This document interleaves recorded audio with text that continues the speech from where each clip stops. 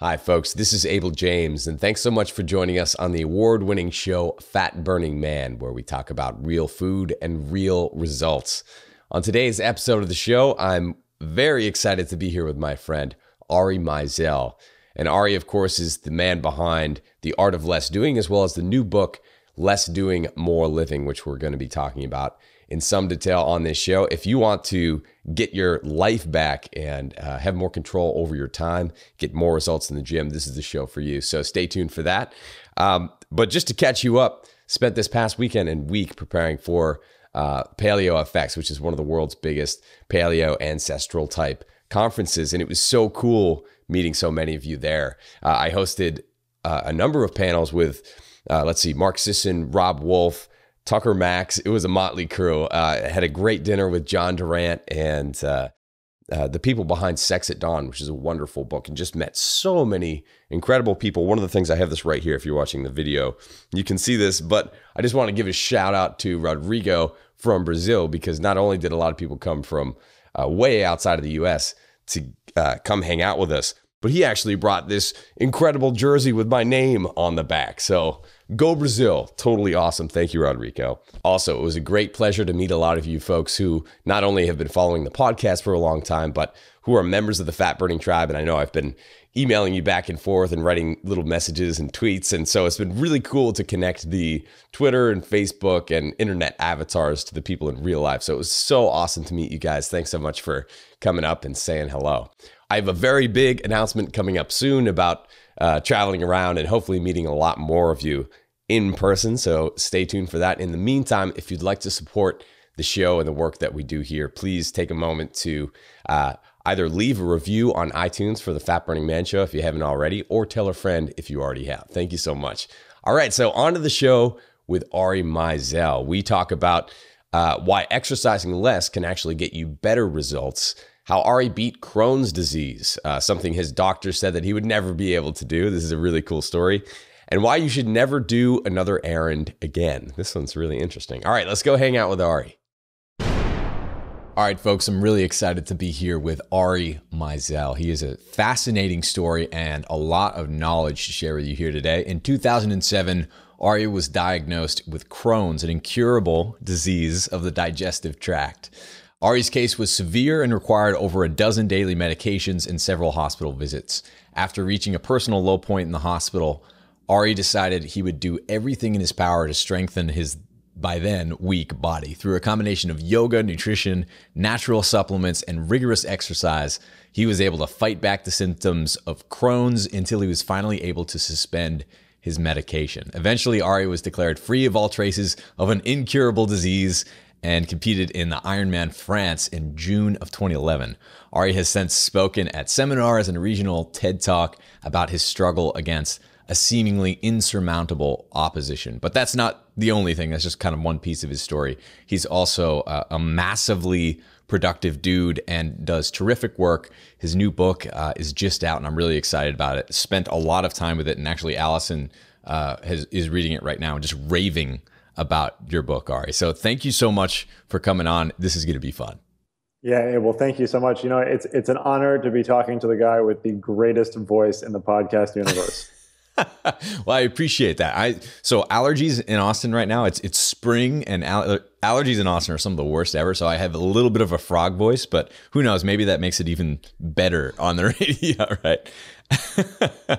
Well, I always listen to podcasts at 1.5 speed because it's more efficient. And one time recently, I didn't by accident, and I heard your real deep, smooth voice, and it's a hell of a podcast voice. I appreciate that. Well, so enough about me. Let's chat about you, because you're awesome too. And I'm not sure if I want to jump right into your book quite yet. Why don't we give a little bit more color around your experience, since you're actually coming on my show or my course about productivity as well. So we're going to be saving some of the more productivity questions related to that for Entheos, which is coming out in a few weeks.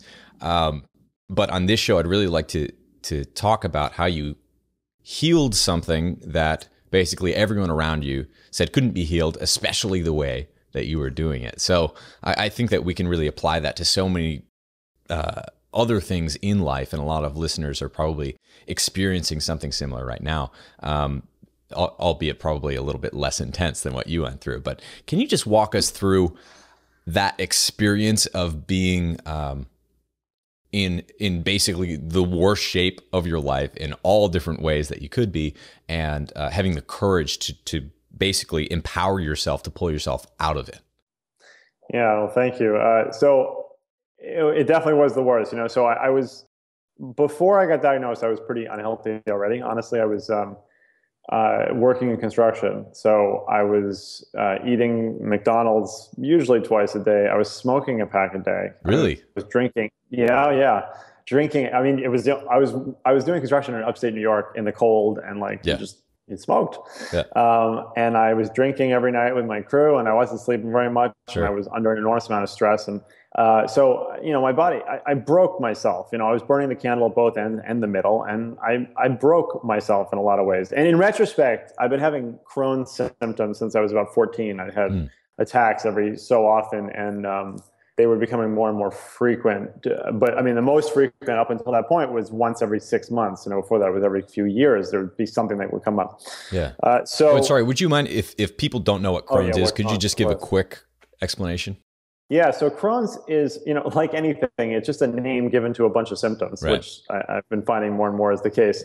But basically, it is a chronic inflammation of the digestive tract, and it affects anything from your mouth to your butt, basically. But mostly you see it in your your large and small intestines, and sometimes in your stomach. I had it in all of those places, and I had a very severe case. But the issue with Crohn's is that it's chronic inflammation, and what you get is you get scarring, and over time that scarring gets smaller and smaller, and you get strictures, and eventually you get blockages of food. And then a lot of times people end up needing surgery or some pretty serious steroids. So I was taking at one point 16 pills a day, and including systemic steroids and specific GI steroids, and a leukemia drug that was, all these drugs were causing all sorts of really messed up side effects. And I was just getting weaker and weaker, and everything that I was doing was seeming to make it worse. The problem is that, and I hate to even say this honestly, because I love my doctor, the one that I ended up with, but they don't get nutrition. Yeah. And the fact that a GI doctor can tell someone with a GI disease, GI being gastrointestinal fibrosis, sorry, that diet doesn't matter is really messed up and really scary. And the thing is that Crohn's is a young person's disease. So it hits you at a pretty bad point in your life. I was just a month into the relationship with a girl who's my wife now. But I was just a month into that. And I'm surprised she stuck with me through it. Like we couldn't go out places. Like I was in the bathroom all the time. It's a very painful illness, and you're at war with your body. Yeah. So it's pretty bad. And basically what happened was I got to one point in the hospital one night where this was like perfect. I went out for this big barbecue meal at this restaurant in the city in New York, and I got in a lot of pain. A couple hours later, what it feels like is like you're being shot in the stomach over and over, because your body is still trying to push that food through, but it can't. So you get these waves of pain, to the point that Crohn's is considered a Class A illness. So you can legally get pot for it. You can legally get Oxycontin, every drug there is, because it's so painful. Bonus. So yeah, right. Well, so the bonus, yes, except that every time I'd have to go to the hospital, I have to explain to them that I know what Crohn's is, and don't give me Tylenol, give me morphine right now. Right. Sure. So basically, the doctor was like, "Well, what'd you eat?" Which was an unusual question, honestly, at that time. And I said, "Well, I had the barbecue spare ribs, or the barbecue ribs." No, it wasn't that. I had baked beans. No, this, and this. And then the last thing I said was, "Oh, and I had an iceberg lettuce salad." The doctor said, "Oh, that was probably it. It was probably the fiber in the salad that caused the problem." So I was literally afraid of greens for months, which was exactly the opposite of what I should have been doing. So one really bad night, that wasn't even the worst. The worst night in the hospital, I really, really thought I was going to die. And I started going over what I would do if I didn't. And I didn't. And I got out, and after I got over the 105-degree fever that I mysteriously spiked the next 2 days, I decided that I had to do something about it myself. And that's when I went on this long journey of self-tracking and self-experimentation. and I got off my meds after 4 months, competed in my first triathlon a couple months later, and then Ironman was about a year after that. Crazy.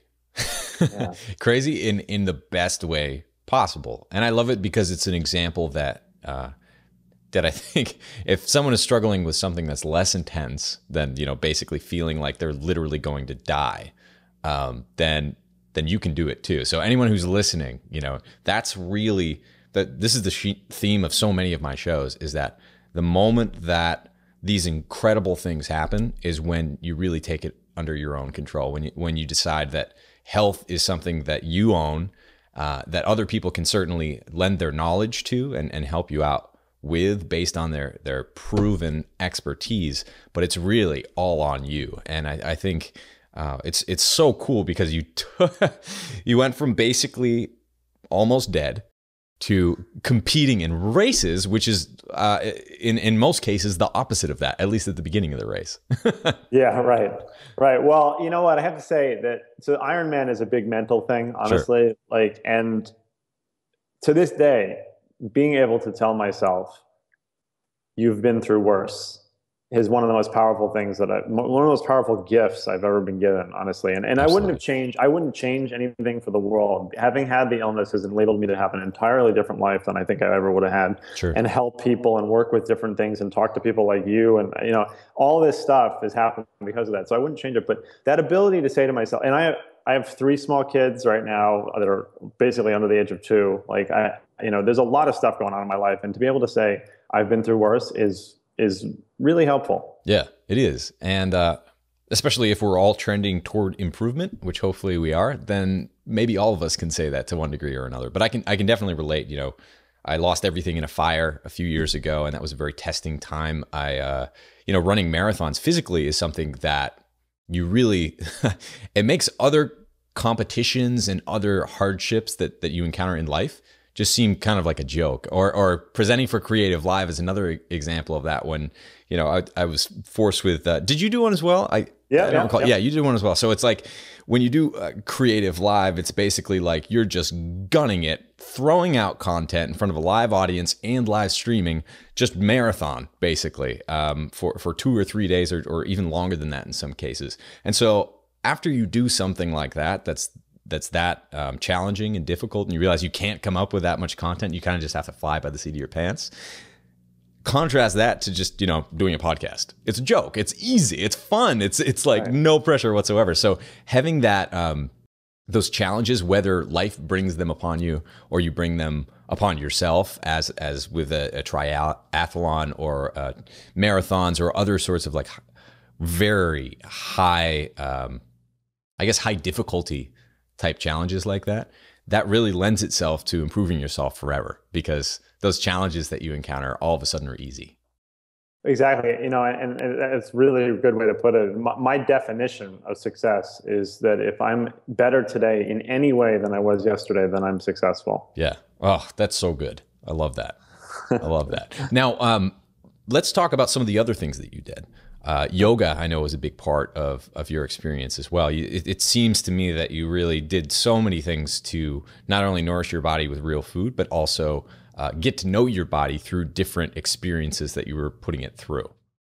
Absolutely. And it's, I'm glad you picked up on that too, because it's so interesting to me, because I'm on my, I think episode 55 of my podcast, and the theme of self-awareness comes up so much in the conversations I have with people like you, with Ben Greenfield, Dave Asprey, like all these people. Like self-awareness comes up a lot, and we lack self-awareness as a population. We just do. Yeah. And I don't know why that has happened, but we do. And I certainly did.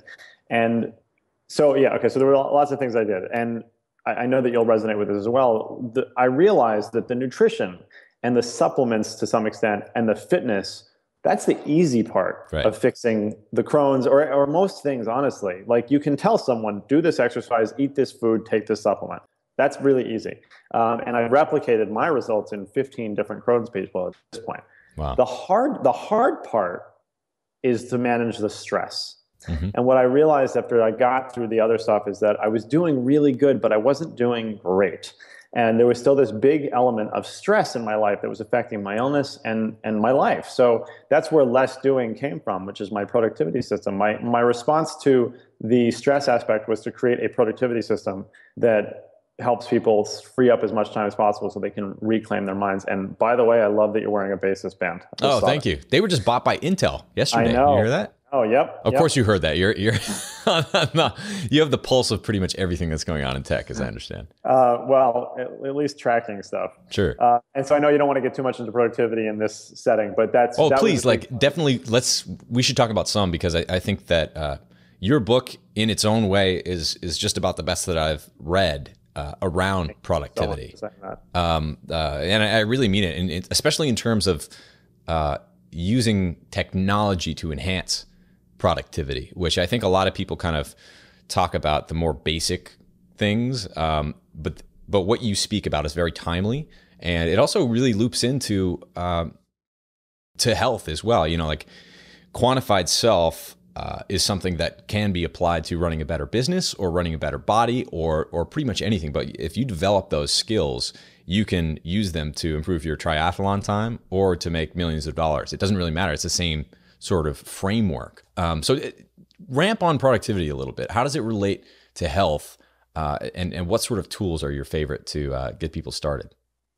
So basically with the system, I created these 9 fundamentals, and the last one, the cornerstone in a way, is wellness. So, the idea was that no matter how technologically efficient I might be able to help somebody become, if you're not eating right, or you're not sleeping well, or you have too much stress, you're just not going to be as effective as you want to be. So it's that simple. So biohacking and wellness sort of comes in at the end. But at the base of it, all I care about is helping people save as much time as possible so that they can free up their minds and do the things that they want to do. And so there's this overarching framework that I have, which is to optimize, automate, and outsource everything.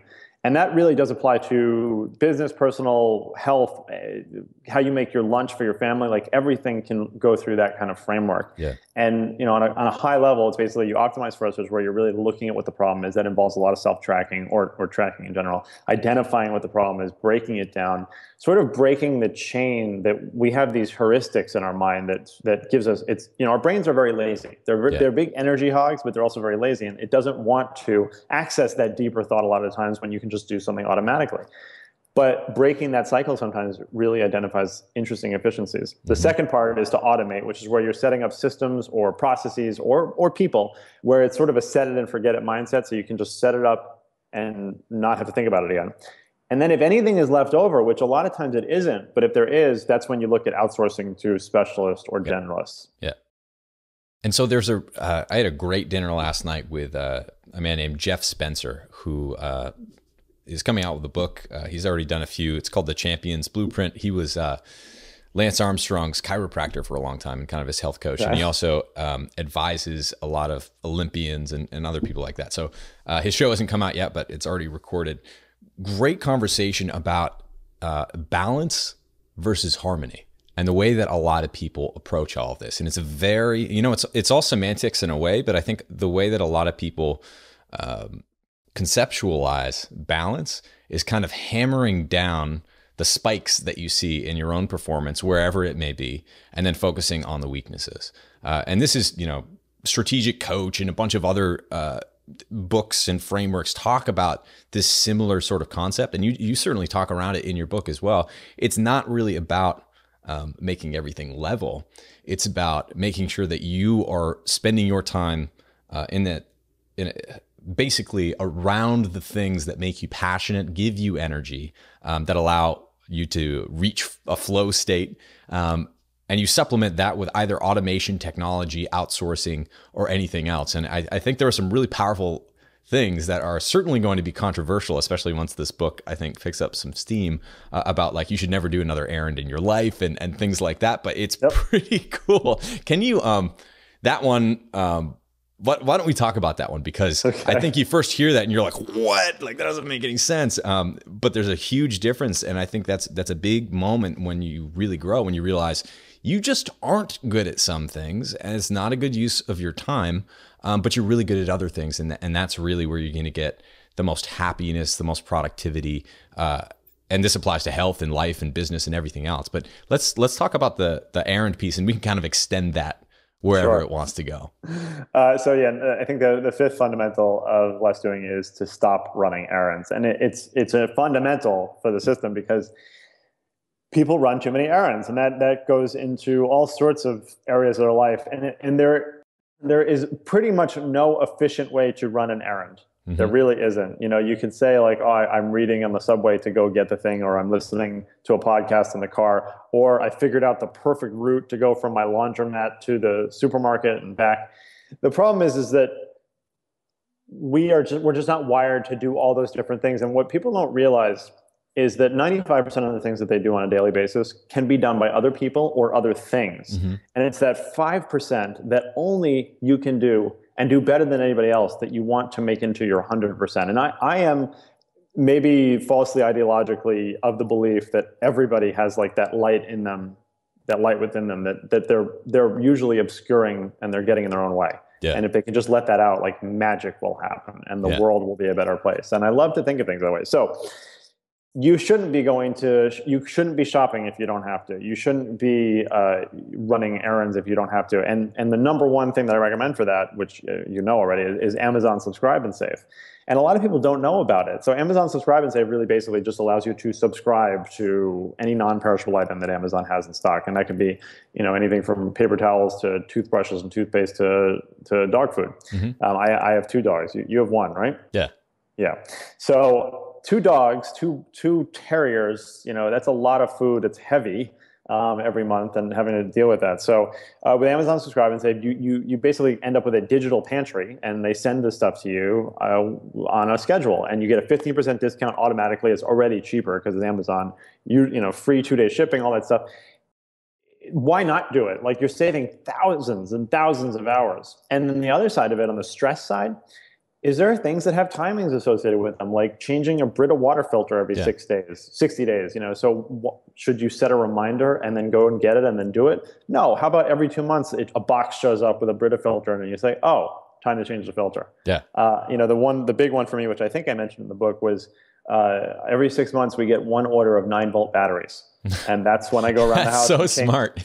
All the smoke detector batteries, because it's the only thing that uses 9-volt batteries anymore. Right. So that's except for musicians. I use them all the time still. You know what? That's so funny. So my wife is a clarinetist, and she actually has a metronome that uses 9-volt batteries. There you go. Yeah. There goes that theory. And then there's, depending on where you are in the world, but you're in Austin, obviously. So like TaskRabbit is great for getting so specific things done if you need something picked up. Or what I love about recommending TaskRabbit to people, and for those who haven't used it, I recommend you try it if you're in a major metropolitan area, but if you don't, you can try getting someone on Craigslist. When you're not just dealing with like a courier service or a very specific service like that, you can kind of take it farther down the road until they say, I don't do that. So for instance, you can have somebody go to IKEA and buy something for you and bring it home. That's step 1. Step 2 would say, go to IKEA, bring it home, put it together. Yeah. Step 2. Step 3 would be, put it together, put all my clothes away in an organized fashion in that new closet that you've just put together for me. It's like, well, yeah, they'll do that. You can do that. And you know what? Maybe it costs a little bit of money, and usually it's pretty cheap. You're not degrading that person because they are choosing to do this, and they probably are doing it all day long. And some TaskRabbits make a pretty decent living just doing that. Sure. But if it costs you $20 for an hour of your time back, that's really, really valuable. Yeah. And I'll tell you something, there's nothing more motivating that I found than paying someone to do something that you think you should be doing. Because I guarantee you're going to use that hour as efficiently as possible. Yeah. Because you're thinking to yourself, I'm paying someone else to do this, like I need to be using this time. Yeah, that's absolutely right. And it's interesting. I used TaskRabbit with Fancy Hands actually for the first time in that combo, because I didn't even realize you could do that until I read your book. And it cost $15. It was like, I have a PO box for one of my businesses that I just can't be bothered to go pick up mail from, because I get it so rarely, but I knew there was something waiting for me. And sure enough, someone comes to my house from TaskRabbit, very pleasant woman. And, she picks up my post office key. I record an interview. She comes back a couple hours later after waiting in line at the post office and, getting all this stuff, hands me my mail and says, thank you very much. And I'm just like, this was wonderful. Thank you very much. And it's like, for $15, like I got an extra interview, and you can imagine the power in something like that, right? Because it's not just about being productive. It can also be something that encourages very good habits. And one of the things that I talk about a lot on the show is usually in the realm of environmental design, and that's making the good decisions that you have easy on you, very, very convenient, and making the bad ones inconvenient. So to use subscribe and save as an example, if someone has a really healthy habit, say they're getting a high quality omega-3 supplement because they live in a place where you can't get enough fresh fish to do it or whatever.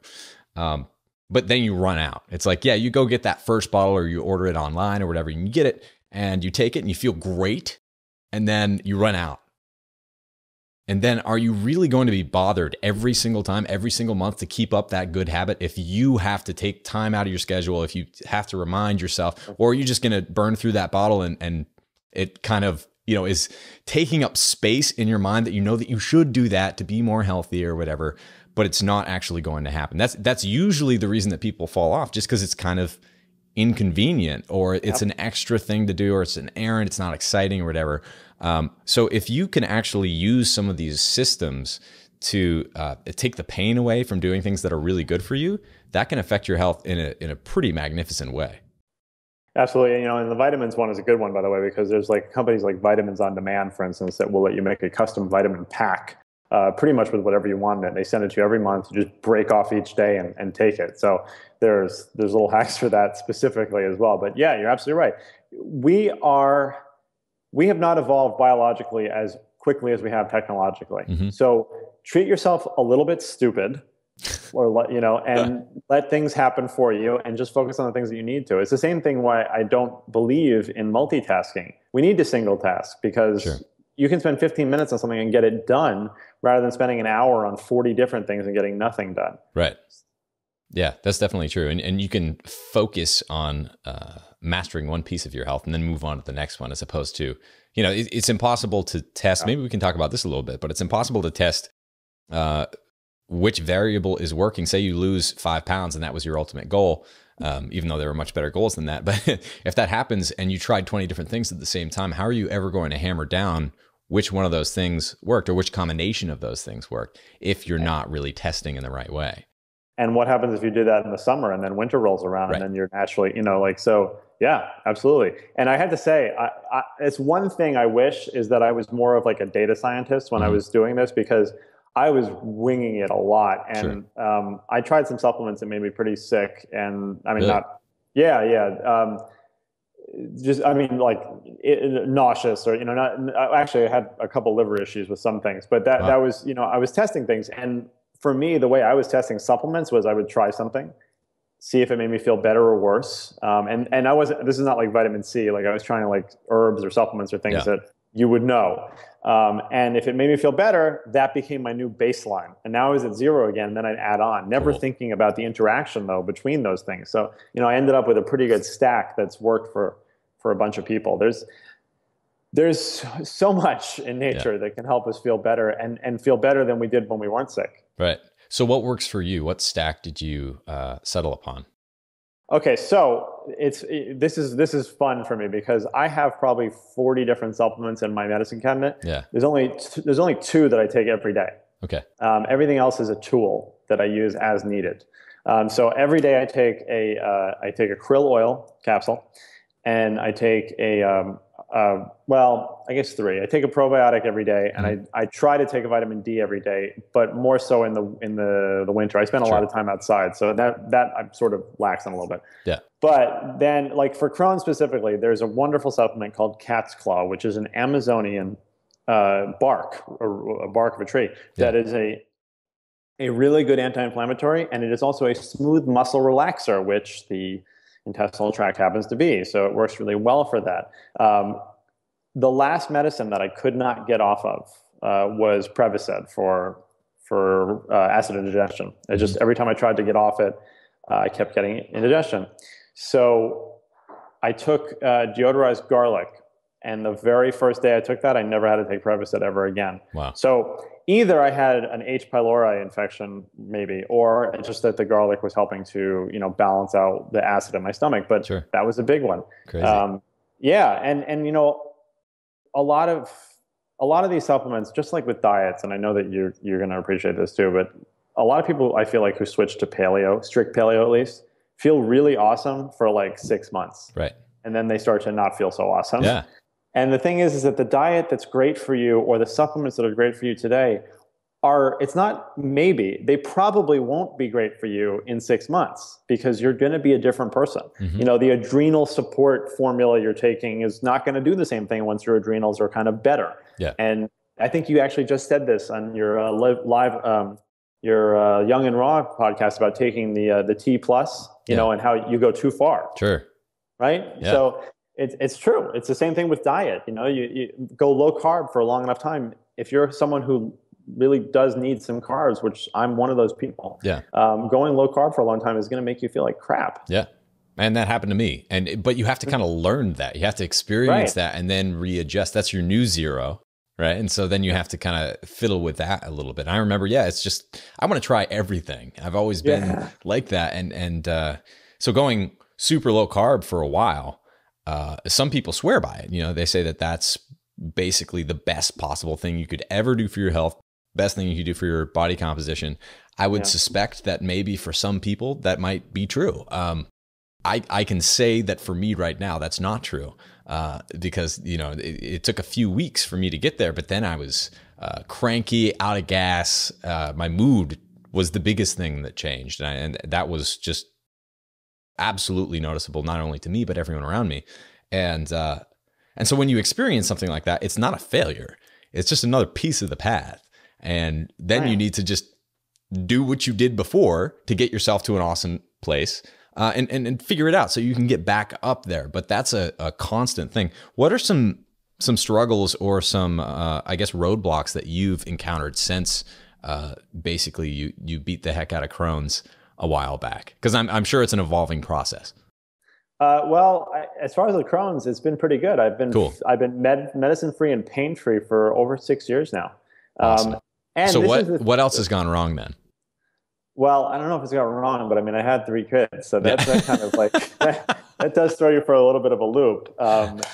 We moved out to the country. We're out here in East Long Island in the house, and it's amazing.